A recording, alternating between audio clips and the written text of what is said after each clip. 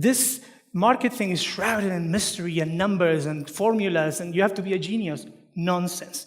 Because the stuff that you guys were asking about real estate, if you understand all these moving pieces, this is so much easier. There's only you and the market and a couple of moving pieces, way less than on real estate. And I think it's accessible to everyone. It's a different thing, it's not for everybody, but I think if you understand real estate, anyone can do this. And like you can see, I was a rock musician, history major. I started doing this and I started making a living doing this. So this strategy involves trading with options in the market. Now, options, if you look them up, they can be super risky. And on the gambling spectrum of you're going to lose your shirt in 5 minutes, to the most conservative strategies that you can possibly think of. So conservative, in fact, that is the only thing for what it's worth that the IRS allows you to do in your 401k and your IRA. They only let you buy stock and trade this kind of strategies because they actually consider safer than owning a stock.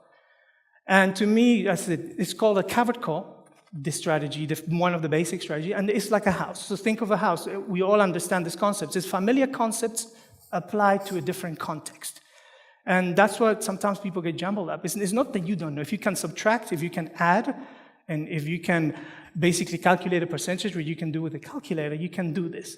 And it's just applying those concepts that you know into a new context. Learn the context, and off you go. So the idea of the house, people buy a house, and you rent a house.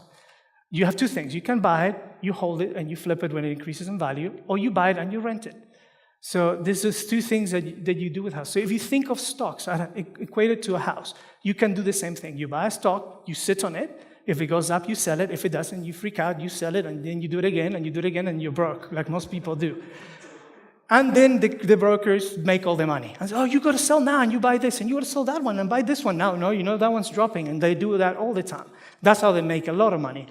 So the idea with this is that instead of doing that, is you buy them and you rent them. It's possible to rent your stocks. So you can buy a stock and you can rent it every month. And every month you make which a lot of people have talked about here is cash flow. And cash flow is king. So you can generate enough cash flow to generate a really good return or yield on your money invested.